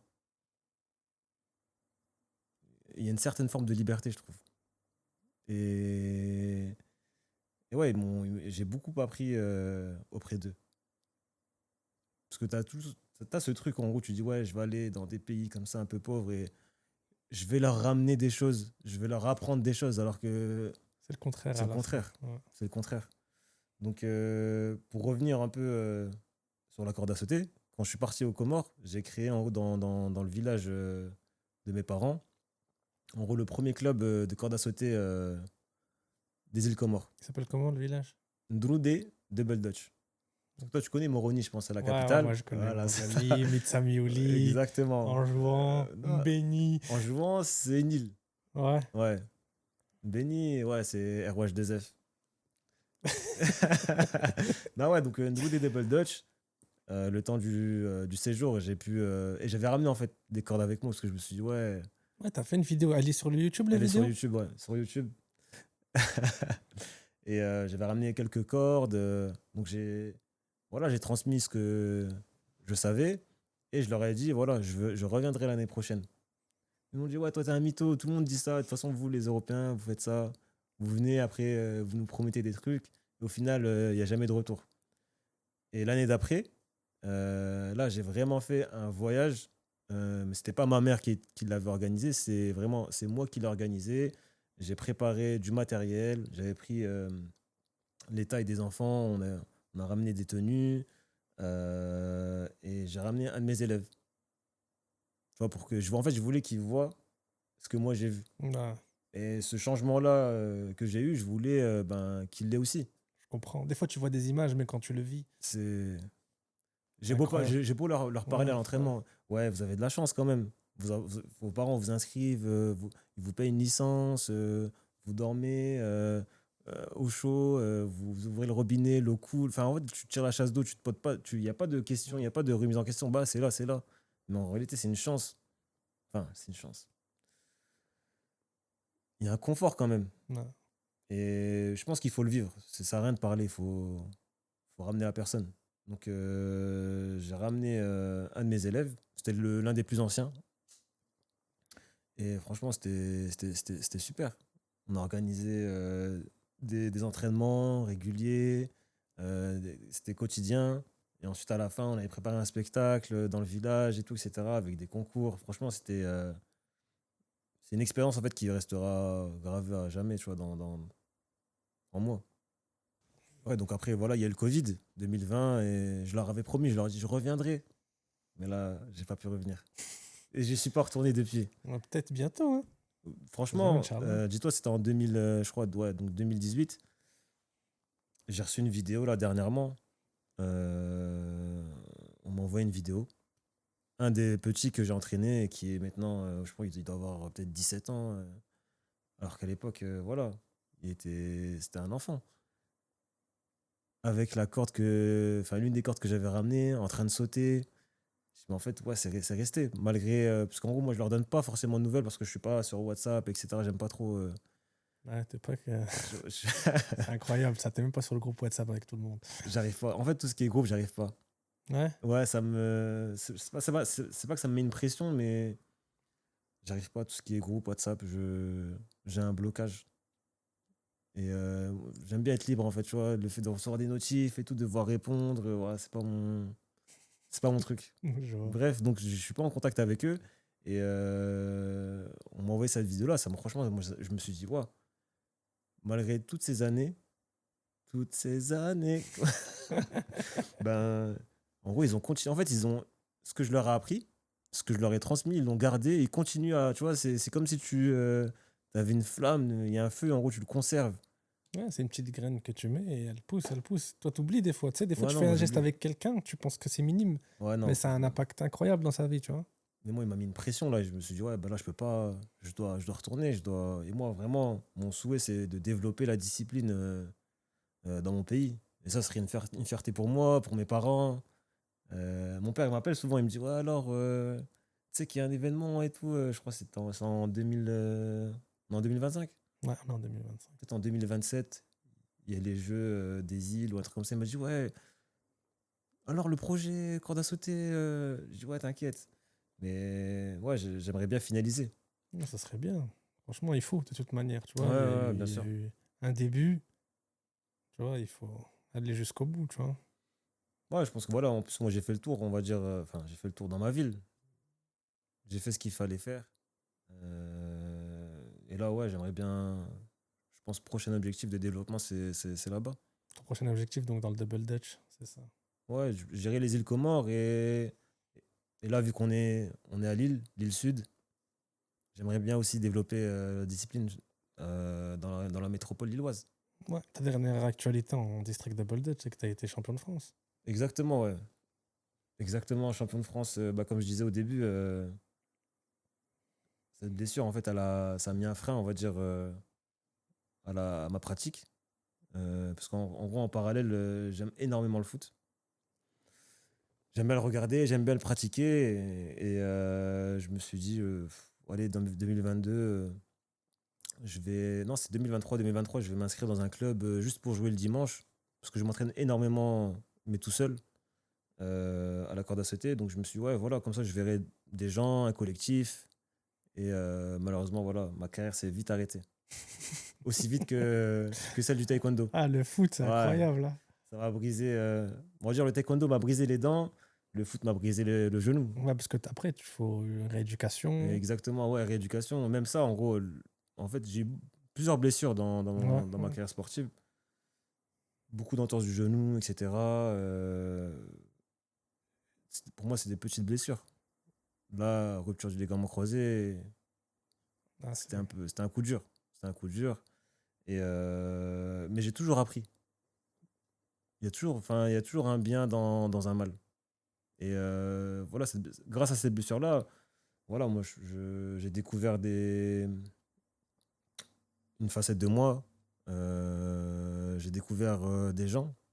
Voilà, j'étais en centre de rééducation à Cap-Breton. Ça, c'est l'un des meilleurs, on va dire, centres de rééducation en France, avec des athlètes de bon niveau et haut niveau. Et j'ai rencontré des personnes exceptionnelles. En fait, on avait le même problème, on avait les mêmes mots. Et le fait voilà, de s'élever et d'essayer de revenir, mais tous ensemble, j'ai beaucoup aimé cette énergie-là. Et ouais, il y avait des footballeurs voilà, de Ligue 1, de Ligue 2. Je pense à Stéphane Diarra, Fadel Koumissi, Issa, c'est un international mauritanien. Issa Samba, euh, Blondon Meapia qui joue au Red Star Il n'y a que des en Ligue footballeurs, 2. en gros. Il y avait beaucoup de footballeurs quand même, hein. Lac d'Arméroul, bref. Mais il y avait d'autres disciplines, hein, basket, handball, Chériane par exemple, qui fait du handball à Paris. Et voilà, franchement, en fait, le fait de rencontrer des personnes qui. En fait, on souffre ensemble. Et on est des athlètes, on va dire, de haut niveau. Et moi aussi, le fait de voir d'autres athlètes, d'autres disciplines, ben, tu vois, j'ai beaucoup appris. Et je pense qu'à travers la blessure, ben voilà, tu apprends des choses. Et Humainement, t'as appris quoi? que j'ai fait des centres de rééducation en dehors du CERS à Cap-Breton. Je suis passé par Berck, à Berck-sur-Mer. Et en gros, là, il y a une cellule pour sportifs, pour sportifs, mais il y a aussi une cellule, en gros, où tu as des personnes qui ont fait des AVC, cérébraux lésés. euh, et là, moi, en gros, tu vois, j'ai relativisé. Je me dis, en fait, moi, c'est rien. Enfin, c'est rien. Il y a des gens Qui traverse des choses. qui traversent des moments très difficiles et qui gardent le sourire. Moi, j'étais là, je vais faire comment dans ma carrière, ça me bloque et tout, etc. Je peux plus entraîner, je peux plus m'entraîner, je vais rater le championnat de France et tout, etc. En fait, amputé de la jambe, amputé du bras, paralysé. Et là, on rigole ensemble et tout, etc. Moi, ça m'a remis à niveau. Ouais. Ah, c'est incroyable, tu vois. C'est incroyable. Et donc, pendant tout ce temps de blessure, tu fais quoi? Ouais, Donc, en tu gros, peux. je suis focalisé en gros sur la rééducation. Je me dis, il faut que je fasse ça au sérieux. Enfin, faut que je prenne ça au sérieux, pardon. Donc c'est vraiment, j'ai fait un an, un an de rééducation, mais vraiment très très sérieusement. C'est-à-dire que si j'étais pas en centre, ben j'étais chez moi, Ouais, tu faisais des. je faisais mes séances chez mon kiné, à la salle, et voilà, j'enchaînais en fait les séjours. J'ai fait 3 séjours au centre de rééducation à Cabreton, 2 séjours à Berck, et en post-opératoire j'étais à Zuidcote. Donc vraiment, voilà, c'était un an, Pas le temps de niaiser. pas le temps, non. Et en parallèle de Et tout ça, voilà. tu fais aussi un peu de mannequinat, non? C'est vrai, c'est vrai, c'est vrai, c'est vrai. On m'a toujours dit, ouais, pourquoi tu fais pas du mannequinat? Moi, je- je disais aux gens, non, bah. En fait, comme j'ai pas la taille. En gros, je suis, enfin, entre guillemets, petit, je fais 1m78. Je pense qu'il faut faire 1m80, peut-être 82 ou 83 minimum, ou 85 pour les hommes. Avec la frousse, tu fais un 85. Ouais, avec l'afro, mais bon, Oh, tu vois, ça passe. ça peut passer, ouais. Ça Sur peut un passer. malentendu, Un on sait 85, c'est, tu jamais. vois, c'est bon, ça passe. Ouais, donc moi, en fait, tu vois, je me suis mis une barrière directement. Je me suis dit, ouais, voilà, C'est pas pour moi. c'est pas pour moi. Mais on l'a trop souvent répété. Et un jour, je me suis dit, ouais, ben. Même pas, c'est même pas un jour, je me suis dit. Je crois que c'était juste après l'émission Talent Street. Je pense qu'on a été contacté par la marque Caporal. Et j'étais un an, en gros, égérie de la marque Caporal. Et je me suis dit, ouais, quand même. En gros, c'est pas moi qui les ai appelés. Et c'est eux qui sont venus vers moi et tout, etc. Par rapport au sport. Mais je pense que c'est aussi par rapport T'as une à. identité visuelle. Ouais, voilà. T'as développé ton. Tu vois, c'est des trucs aussi que t'as depuis petit, tu vois. Pas faire Ouais. comme tout le monde, donc tu développes ta personnalité. Et là, je me suis dit, ouais, en fait, les gens, finalement, ils ont peut-être raison. Je devrais peut-être me lancer dans ça. Et après, voilà, il y a eu des projets avec mon entourage, avec Chronos Infinity. Incroyable. Ah ouais, Chronos Infinity. Et puis voilà. Et je me suis dit, ouais, ben, on va tester. Et Caporal, tu vois, c'était vraiment une belle opportunité. Et ça m'a ouvert, on va dire, ça m'a ouvert l'esprit, ça m'a ouvert la voie. Et après, j'ai pu travaillé avec Decathlon. Ouais, t'as fait plein de trucs quand J'ai fait, même, hein. ouais. T'as fait vraiment plein de trucs, hein. Et là, pas très longtemps avec la marque Mal Aimé. Ouais, j'ai vu le drop là. Ouais. Ah, la collection, elle est cool, hein. Ouais, surtout aller sur le site et acheter votre maillot. Ouais, Franchement, lui avec le beret de détail, je vais le prendre. on est dans le thème. On On est est, tu vois, totalement on dedans. est totalement dans le thème, tu vois. Alors, il est comment? Ça va? Le thé ou la collection? Non, c'était le thé. Non, Mais... les deux sont à point. Non, j'ai vu les capsules vidéo, elles sont magnifiques, tu vois. Ouais, non. Ouais. Après, voilà, c'est. Comme tu dis, peut-être que j'ai un profil atypique. Et Non, t'as une identité. On te oui. voit, on te retient. Tu vois, dans le bon sens. Moi, c'est ce que me disait l'un des photographes. On a fait une. Avec Decathlon, on a travaillé avec DC's. Decathlon a sorti une gamme un Comme ça. peu rétro 90, années 90, etc. Et il me dit, ouais, dès que j'ai vu ta photo, c'est toi que je voulais. Et je me suis dit, ah, quand même. Bah ouais. Ah. Bah ouais. Après, ça m'a motivé. J'ai commencé à envoyer mon portfolio à toutes les agences et tout, etc. Je vois que des refus. Donc pour l'instant, je ne suis pas encore en agence. Donc s'il y a des Ils agences n'avaient qui. pas encore la vision. Ou Non, ils avaient ils ont pas leur encore. code. Tu sais, C'est il nous exactement, faut tel c'est type, ça le tu truc. vois. Et c'est ça aussi, tu vois, qui est... Ouais. Donc bah voilà, j'aimerais bien signer en agence et faire des pauses. N'hésitez pas. On vous met. Non, on est là aussi pour faire la promo. Ouais, exactement. Ok. Sinon, tu vois, les gens qui viennent ici, c'est des gens qui m'ont inspiré.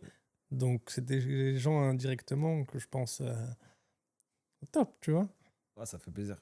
C'est très flatteur. Non, vraiment, vraiment. Parce que tu vois, regarde tout ce que tu as traversé, Hmm. toutes les galères, tu aurais pu dire j'arrête. Tu vois. Tu aurais pu dire j'arrête, tu Ouais, vois. c'est Il y vrai. en a plein, tu vois. Après moi, franchement, je suis sur ça. En gros, je pense que c'est l'une de mes qualités. Quand je commence quelque chose, je vais au bout. En gros, la persévérance, je pense que j'incarne la persévérance. On peut arrêter. On peut arrêter. Non, mais Non, je mais vois. non, mais ouais. Après, ouais, je sais pas si c'est de la persévérance ou si je suis têtu, je sais pas. Mais je vais vraiment au bout des choses. Et quand je commence, comme là, en gros, je me suis dit, ouais, j'ai des choses à faire dans le domaine, en gros, de la corde à sauter. Je vais aller jusqu'au bout. Et ça fait plus de 10 ans. Je vais pas lâcher l'affaire. T'as raison. Bah, franchement, t'as raison. Tu vois. Ah, donc voilà. Et donc, une fois que j'ai terminé ma rééducation, j'ai fait 4 mois de préparation. Mais j'ai senti que c'était pas comme avant, tu vois. Parce que là, on va dire qu'auparavant, quand j'avais mes athlètes, je pensais à la prépa physique. C'est moi qui m'occupais de tout cet aspect, on va dire. Et là, je me retrouvais seul. Donc, je devais m'occuper de moi-même. Donc, j'ai fait 4 mois de préparation et je me suis dit, ouais, il manque un truc. Donc, je me suis dit, ouais, il faut que je sois entouré. Donc, là, je me suis dit, on va faire appel à des gens, à un préparateur physique. Même si je suis diplômé, je vais faire appel à un préparateur physique, à une directrice artistique, psychologue, parce que j'avais des blocages, tu vois, au niveau tu vois, de mon genou. J'avais un manque de confiance et tout, etc. Et donc, j'ai fait appel à un préparateur physique de Dunkerque, fraîchement diplômé, qui s'appelle Mathieu Lefebvre. On a Shout fait une out to prépa. Mathieu Lefebvre. Hmm. Des shout out to Mathieu Lefebvre. Non, franchement, ouais, Mathieu Lefebvre, plus connu sous le prénom de Younous. Et franchement, là, il a fait un travail exceptionnel.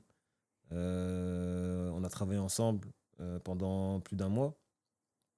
Et en parallèle, j'ai fait appel en gros, à Alix Obolo. C'était ma directrice artistique sur, on va dire, l'enchaînement freestyle.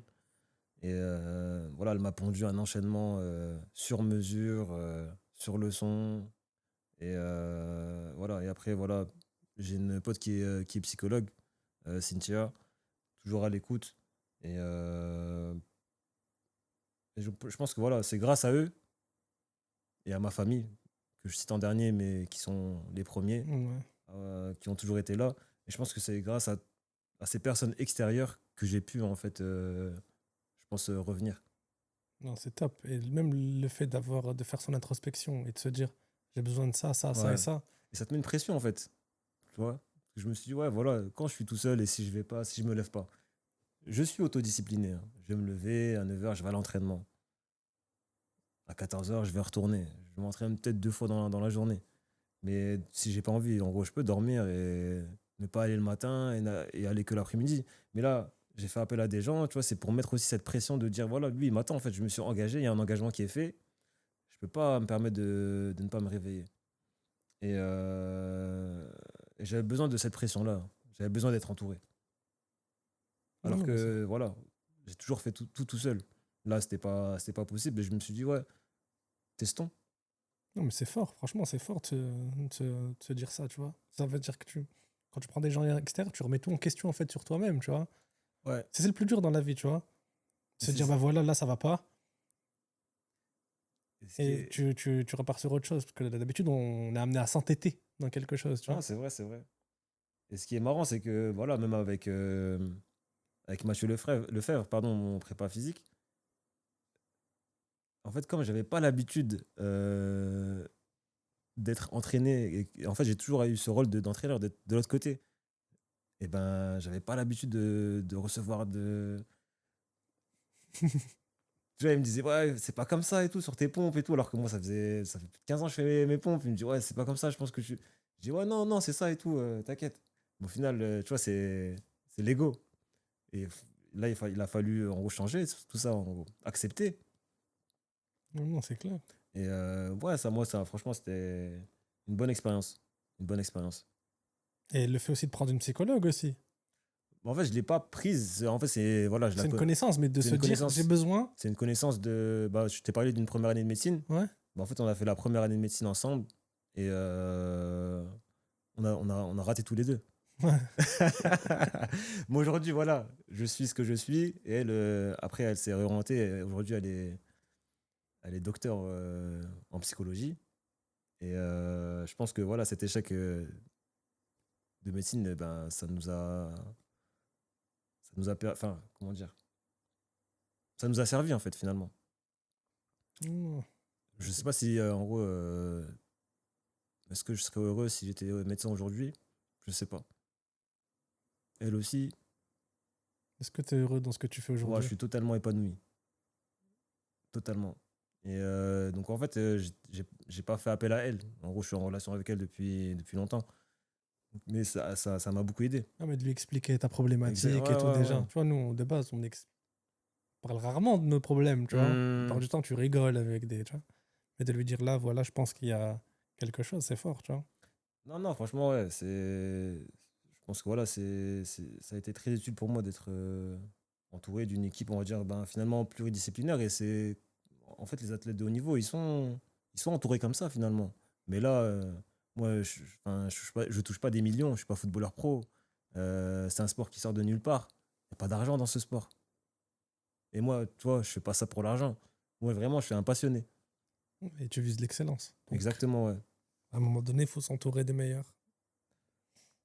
Non, non, c'est fort, c'est fort. Ouais, c'est pour ça que je viens aujourd'hui dans le meilleur podcast qui puisse exister. On a que 13 abonnés pour l'instant, tu vois. Non, mais c'est totalement, ça correspond totalement, tu vois, à, à l'ambiance du podcast, tu vois, Hmm. de, de se remettre en question, dans de voir dans les échecs ce qu'il y a de bon, parce qu'au Hmm. final, c'est ça, tu vois. C'est de se dire, ok, ça va pas, de l'accepter immédiatement, de pas le rejeter, tu vois, Hmm. et de se dire quel enseignement je peux tirer de ça. Et avec le temps, moi, j'essaye de.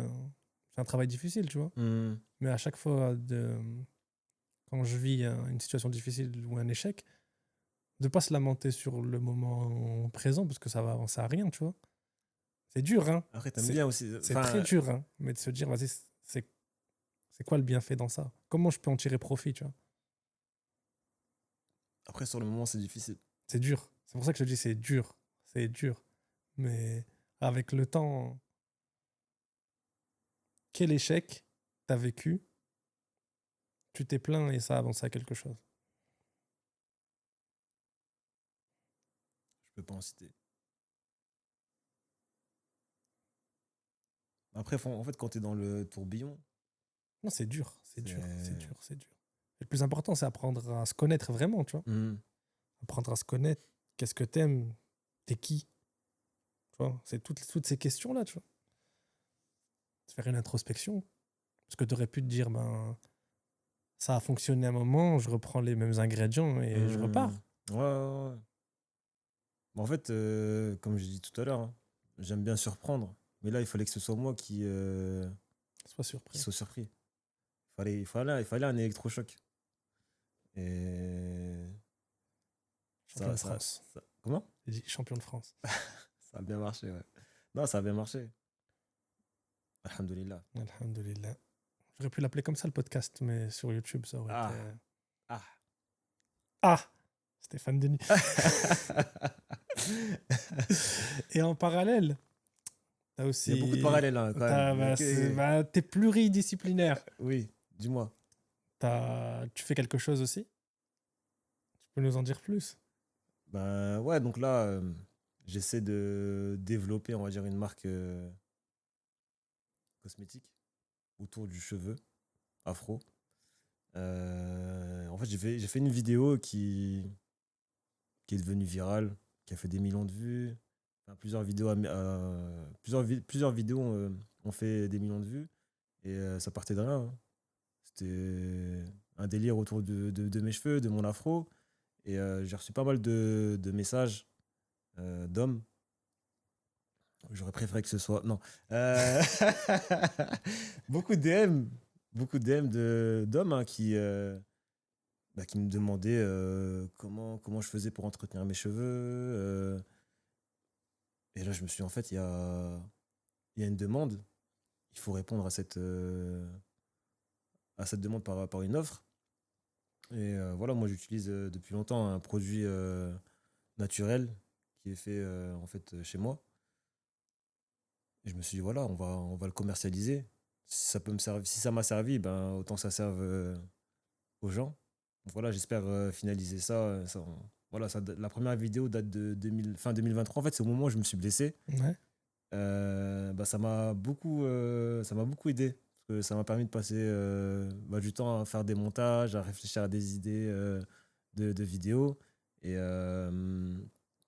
donc, ouais, depuis fin 2023, je suis sur ce projet-là. On est en 2025. On m'envoie souvent des messages en me disant: Ouais, t'es un mytho, ça fait 2 ans là, le produit il est pas sorti. Ça prendra le temps que ça prendra, mais ça va sortir. Ok, bah c'est tout ce que je te souhaite. De toute façon, on va suivre ça de près, hein. Merci. On va suivre ça de près. T'as un projet de pouce d'entretien de cheveux? Non? Non, moi, Non. c'est dur, hein. Non, C'est non, dur, non, non, non, hein. j'ai pas demandé d'enlever Je la peux pas casquette. enlever la casquette, tu vois. T'as vu, tu vois, tu touches à ma sensibilité. Non, mais après, en gros, c'est les cheveux, c'est la barbe. Ah, donc je peux Ouais, faire voilà. pour la barbe au Tu peux moins. faire pour la barbe aussi, ouais. Vas-y, on va tester. Ok. Inch'Allah. Inch'Allah, on va tester la barbe. On va voir. Si la barbe, elle pousse pas, ça va être non, dur, hein. après, on n'a pas encore mis le SAV en place. Ça présente bonjour. Ça va être difficile si ça pousse pas, tu vois. Non, ça va pousser. Bon, ça va pousser. Ça va pousser, ça va pousser. Vas-y, Ça, bon. j'ai aucun doute sur ça. Bon, on va essayer. Je vais essayer. Je me prête au jeu. Non, tu vas être Testera. un bon cobaye. Vas-y. Ok. On verra au prochain épisode. Non, on verra au cours de l'année comment ça évolue. J'ai une dernière question. Non, c'est une note parallèle. Là, je dis. Là, Non, c'est des non, non, mathématiques, non, là. non, non, non. C'est une dernière Hein? question. Dis-moi. Donc, on arrive à la fin du Déjà? podcast. Ça fait 1h30. Non, franchement, au début, je t'ai dit quoi? J'ai dit, franchement, Radouane, je suis pas un homme de parole. Je suis un homme de peu de mots. Je suis réservé, introverti. J'aime pas trop parler. Je sais même pas si je vais tenir 1 heure sur le podcast. C'est ce que tu as dit au début. Ah, c'est incroyable. Je t'avais dit, hein. T'as réussi à me faire parler. T'as vu ça. Mais après, c'était pas difficile, tu vois. T'avais des choses à dire. Ouais, Donc, après, je sais pas si je les ai bien dites, mais en tout cas, pour moi, voilà, c'est. c'est mieux que de ne pas les dire. Merci, Radouane. Non, c'est vrai. Ouais, donc la dernière question, Faut dire c'était. les choses. La dernière question, c'est comme la saison 1, elle traite donc de l'entourage, de mon entourage, des personnes qui m'ont motivé. Ah! Donc maintenant, pour préparer donc la saison 2, tu dois me donner 3 noms de personnes qui ont impacté ta vie, qui t'ont motivé, et tu t'engages à ce qu'au moins une des 3 personnes vienne ici nos podcasts. Et Ousmane Ballon d'Or. Et Ousmane Ballon d'Or. Ousmane Dembélé, déjà. Ah, si tu Ouais, je rajoutes pense ça que. de- Non, 3 personnes. ça te laisse l'éventail parce qu'au moins une des trois, tu vois, tu peux travailler sur 3 dossiers différents. En sachant que si tu essaies de toucher ton entourage, la plupart du temps, je pense qu'ils sont invités à la saison 1. Je te dirais, c'est une des 3 personnes est invitée déjà. Ouais, mais si dans les 3 personnes, il y a des personnes qui sont, par exemple, décédées ou quoi, je peux quand même les citer. Parce que. Ben, tu peux dire des personnes qui décédées qui t'ont inspiré, Ouais. ça pas de souci, Ouais. pour dire les gens qui t'ont inspiré. Ouais, bien Et tu sûr. peux aussi dire 3 personnes que tu veux inviter. Une des 3 personnes que tu as invitées qui t'a inspiré. Donc, déjà, je dirais, première personne qui m'a beaucoup inspiré, c'est un récitateur de Coran. C'est Cheikh Ali Jabir. Euh, J'aime beaucoup sa façon de réciter. Je l'écoute pratiquement tous les jours. Et c'est une source d'inspiration. Parce que si je récite aujourd'hui comme je récite, eh ben, c'est en partie Grâce à lui. grâce à lui. Euh, Qu'Allah lui fasse miséricorde. Amin. Et ensuite, en deuxième, je lui mettrais mon grand frère. Je sais pas s'il fait partie de ta liste. Le Huss. Pas nous, non, il est sur ta liste ou il est sur ta liste? Ouais, donc mon frère, parce que voilà, ça a toujours été. En fait, j'ai toujours été à côté de lui quand on était petit. J'étais pratiquement comme son ombre, en fait. Lui, voilà, on est deux personnalités complètement différentes. Moi, je suis introverti, lui, il est vraiment extraverti. C'est quelqu'un d'ouvert, qui était populaire, Incroyable. incroyable, De toute voilà. façon, ils vont voir. Quand il va arriver où tout va bien, ils vont voir. Ils vont voir. Mais c'est marrant. On va Et sortir l'épisode après ouais. le tien, comme ça ils verront c'est qui. Et Le donc, ouais, Huss. voilà. Donc, moi, j'ai toujours vu comme. Pour moi, c'était mon grand frère, c'était un modèle. À l'époque, il faisait du foot, il courait vite. Enfin, moi, je voulais être plus rapide que lui. Mais j'étais toujours derrière lui, en fait. Et mon but, c'était d'être à son niveau. Donc, on a fait du volley ensemble, on a fait du foot ensemble. Et T'as fait les ligaments croisés comme lui. bah, lui, franchement, lui, Incroyable. c'est un kiné, en fait. C'est un professeur. Hein. Ouais, je dirais que c'est un Bah, il a docteur fait du une ligament validation croisé. d'acquis là. Exactement. Je crois qu'il a fait 3 fois les ligaments croisés. Et ouais, pour moi, c'était un exemple. Mais ça reste un exemple. Hein. Ouais. De toute façon, Donc, voilà. incroyable. Et en troisième, je mettrais ouais, mon prépa physique, Mathieu Lefebvre. Euh, je trouve qu'il incarne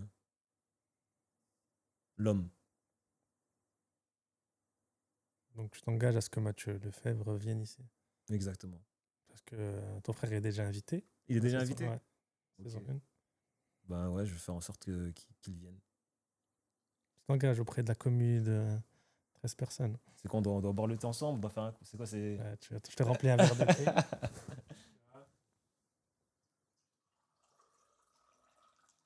Normalement, c'est avec du sang qu'on fait ça, non? C'est. Non, là, c'est. Ah, ici, est-ce que. c'est le thé, tu vois. Voilà, dans les yeux. T'as un dernier mot à dire, Mohamed? Non, franchement, je pense avoir tout dit. Je pense pas avoir autant parlé de toute ma vie. En tout cas, c'était très enrichissant. Merci d'être venu. Ça m'a fait vraiment plaisir. Même le fait que tu parles de tous ces sujets-là et tout. Des sujets qu'on n'a pas évoqués avant, tu vois aussi. Hmm. Merci à toi. Je te souhaite vraiment le meilleur, parce que tu le mérites. Tu es vraiment quelqu'un de bien, vraiment. Et voilà, quoi. Non, merci en tout cas de m'avoir invité. Et pour moi, voilà, c'est un honneur. Enfin, je suis même flatté que tu me dises. Voilà, je fais partie des personnes qui t'ont inspiré. C'est incroyable. T'as jamais lâché. T'as jamais lâché, même quand il y avait personne. Hmm. En fait, ton comportement, quand il y a personne et il y a tout le monde, il reste le même. Tu vois ce que je veux dire? Donc, forcément, tu vois. Forcément, c'est inspirant. Même de faire les choses, tu vois. De pas. Tu vois, de faire ce que tu as fait sans qu'il y ait vraiment de modèle. Aussi, de dire, ben voilà, j'y vais, je suis précurseur, j'y vais, je m'en fous de ce que les gens vont penser de moi. Je Hmm. m'en fous de. Tu vois, je fais et j'y vais à fond. Et voilà, après, ce qui arrive, arrive, tu vois. Juste ça, c'est très fort, tu vois. Après, voilà, moi, je pense pas que. Enfin, je sais pas si c'est intéressant ou inspirant, mais en tout cas, voilà, c'est juste moi. Bah, au moins, tu as inspiré une personne. Il y a des prophètes, il y a personne qui les ont suivis, tu vois. C'est vrai ou pas? Ouais, non, c'est vrai, Non, c'est mais vrai, c'est vrai. franchement, des fois, tu sais pas. Quand tu inspires quelqu'un ou pas, des fois, tu sais pas, une parole, ça peut changer quoi dans la vie de quelqu'un, à quel moment il est de sa vie, etc. Tu vois. Une action ou autre, tu vois. Ça compte beaucoup, tu vois.